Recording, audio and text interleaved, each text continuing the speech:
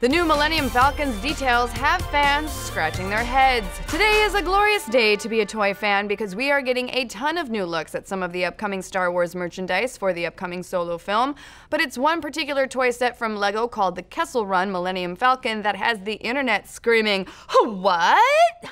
Now, as we mentioned on a previous episode of Nerdist News, Solo's Falcon features a brand new blue and white paint job, a round radar dish that looks like it can switch between flat and upright positions, and a set of single laser cannons on the top and bottom of the ship instead of the quad cannons as seen in the original trilogy. Also, unlike the filthy Falcon that we're used to, this Falcon looks so clean that you could eat off its deck.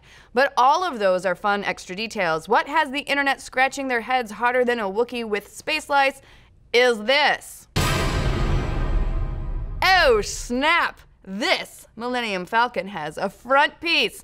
Now we all know the front of the Millennium Falcon usually sports a sweet set of mandibles, and as we reported a few weeks ago, the Solo Millennium Falcon has this new wedge piece, and no, we're not talking about Rebel pilot Wedge Antilles. Heyo. Fans previously speculated that the wedge was removed when Han Solo modified the Corellian freighter after winning the ship from Lando Calrissian in a game. Since Solo takes place a reported 10-ish years before the events of Star Wars A New Hope, and we're pretty sure Lando owns the Falcon at the start of the film, this is what the ship looks like before Han's modifications. Also, interesting that he managed to trash it in 10 years. What a piece of junk! That's quick. These changes to the Falcon frustrated a few fans who pointed out that the Corellian freighter YT-1300 we see as an Easter egg in Attack of the Clones doesn't have the wedge piece, causing a pretty big plot hole. To that we say, Lucasfilm never confirmed that ship was in fact the Millennium Falcon, and then also this.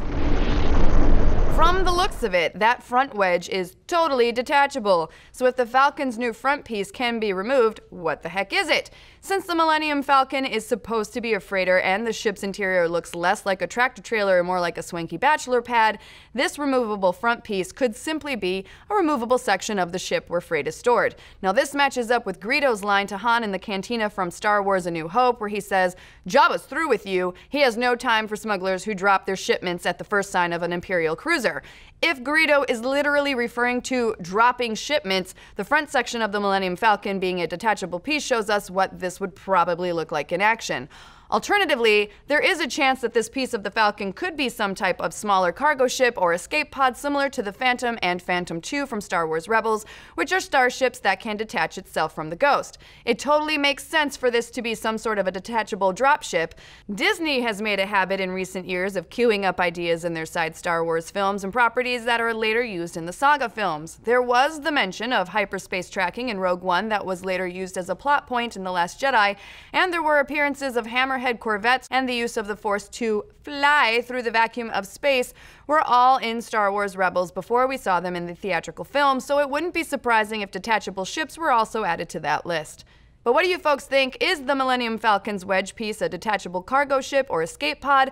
Does this explain the Corellian freighter in Attack of the Clones plot hole? And doesn't the new Lando Calrissian action figure look so cute? Let's discuss.